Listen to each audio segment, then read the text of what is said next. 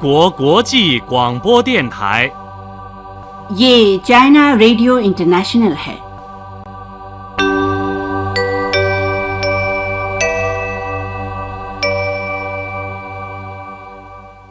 यह China radio international है। श्रोता दोस्तों, अब हमारा हिंदी कार्यक्रम आरंभ होता है। आज के इस कार्यक्रम में समाचारों के बाद साप्ताहिक कार्यक्रम बाल महिला स्पेशल और टी टाइम प्रस्तुत किए जाएंगे। अंत में होगा पश्चिम की तीर्थ यात्रा।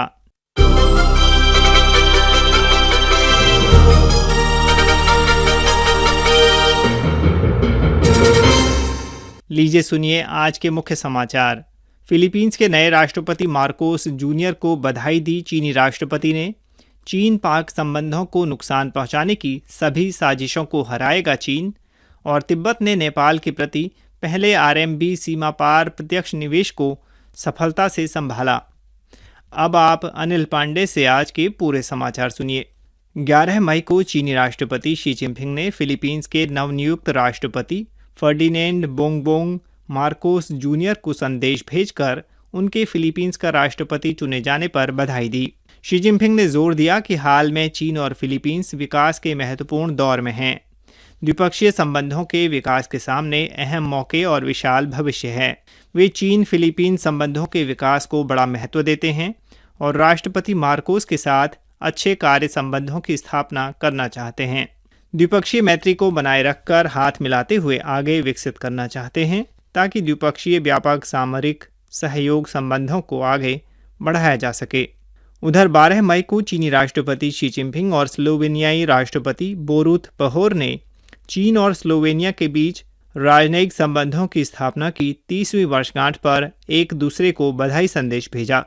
इस मौके पर चीनी राष्ट्रपति शी जिनपिंग ने कहा कि वह चीन स्लोवेनिया संबंधों के विकास को व्यापक महत्व देते हैं और दोनों देशों के बीच राजनयिक रिश्तों की स्थापना की 30वीं वर्षगांठ को एक नए शुरुआती बिंदु के रूप में लेकर राष्ट्रपति बोरुत पहुर के साथ बेल्ट एंड रोड का निर्माण करने, विकास रणनीतियों के संरक्षण को मजबूत करने, व्यावहारिक सहयोग को गहरा करने, चीन स्लोवेनिया संबंधों के विकास में नई गति डालने और दोनों देशों व दोनों देशों के लोगों को लाभ पहुंचाने को तैयार हैं। बोरुत पेहोर ने कहा कि यूरोपीय संघ के एक सदस्य के तौर पर स्लोवेनिया सक्रिय रूप से यूरोपीय संघ चीन संबंधों को मजबूत करने का समर्थन करता है और सहयोग के परिणाम स्वरूप दोनों पक्षों और अंतर्राष्ट्रीय समुदाय को लाभान्वित करने के लिए प्रतिबद्ध है। उधर 11 मई को चीनी विदेश मंत्री वांग यी ने पाकिस्तान के विदेश मंत्री बिलावल भुट्टो जरदारी के साथ वीडियो वार्ता की। इस दौरान चीनी विदेश मंत्री ने जोर दिया कि चीन पाकिस्तान के आतंकवाद विरोधी क्षमता को उन्नत करने का समर्थन करेगा। इसके साथ ही चीन पाकिस्तान के साथ द्विपक्षीय रिश्तों को खराब करने वाली सभी साजिशों को पराजित करेगा।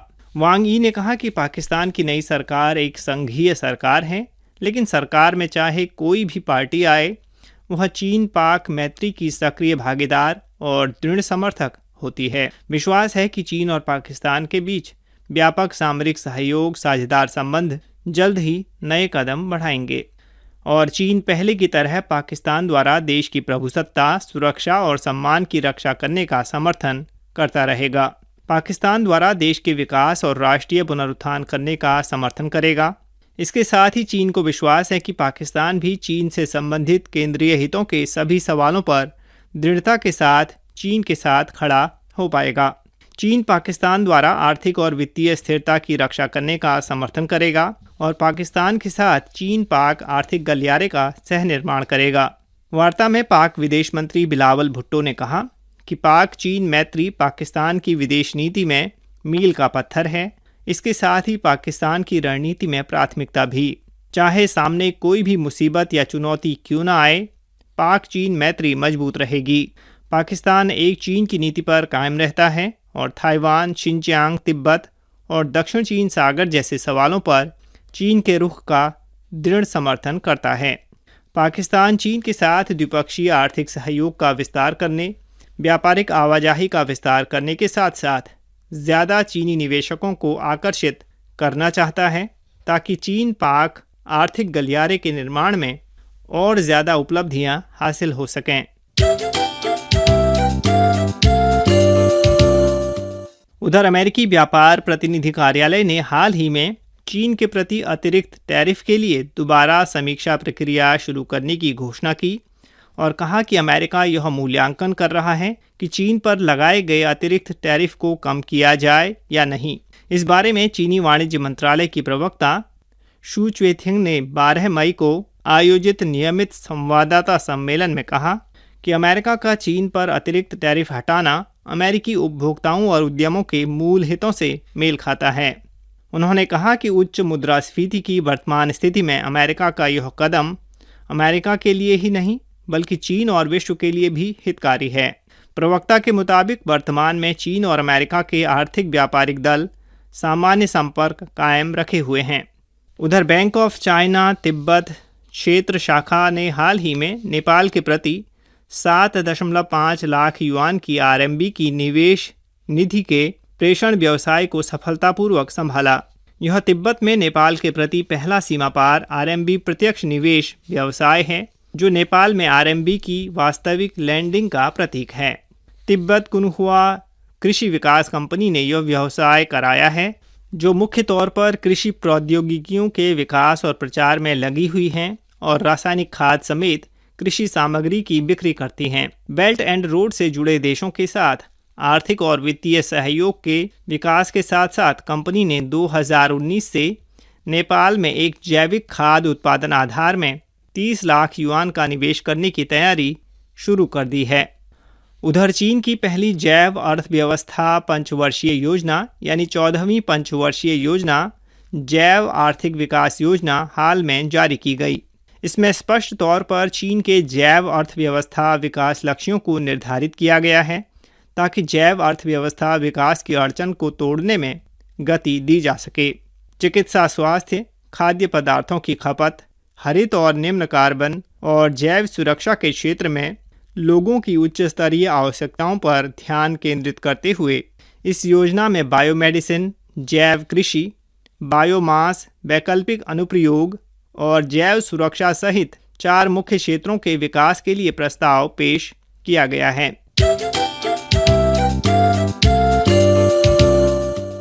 उधर मरुस्थलीकरण का मुकाबला करने के लिए संयुक्त राष्ट्र सम्मेलन के पक्षकारों के 15वें सम्मेलन में जारी एक सूखा सर्वेक्षण रिपोर्ट के अनुसार वर्ष 2000 के बाद से वैश्विक सूखा की घटनाओं की संख्या और अवधि में 29% की बढ़ोतरी दर्ज हुई है। रिपोर्ट का अनुमान है कि वर्ष 1998 से 2017 तक सूखे के कारण वैश्विक आर्थिक नुकसान 1.24 खरब डॉलर तक पहुंच गया है। उधर संयुक्त राष्ट्र के आंकड़ों के मुताबिक वर्ष 2022 में लगभग 16 करोड़ बच्चे गंभीर और लगातार सूखे का सामना कर रहे हैं, जबकि दुनिया भर में 2 अरब 30 करोड़ से अधिक नागरिक पानी की समस्या का सामना करने में लगे हैं। यह अनुमान है कि वर्ष 2040 तक दुनिया के 1/4 बच्चे पानी की कमी से प्रभावित हो जाएंगे। इसके साथ ही साल 2050 तक दुनिया की 3/4 से अधिक आबादी सूखे से प्रभावित हो सकती है। उधर स्थानीय समय के मुताबिक 11 मई की शाम को संयुक्त राष्ट्र महासचिव एंटोनियो गुटेरेस ने अपने प्रवक्ता के माध्यम से एक बयान जारी किया जिसमें उन्होंने कहा कि वे अल जजीरा चैनल के फिलिस्तीनी अमेरिकी संवाददाता शिरीन अबू अगले की हत्या से स्तब्ध हैं। महासचिव गुटेरेस ने शिरीन के परिवार के प्रति हार्दिक संवेदना व्यक्त की है।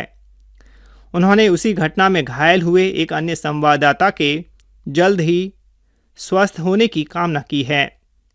एंटोनियो गुटेरेस ने संबंधित विभागों से इस घटना की स्वतंत्र और पारदर्शी जांच करने की अपील की है और संवाददाताओं के खिलाफ सभी तरह के हमलों और हत्या की घटनाओं की निंदा की है।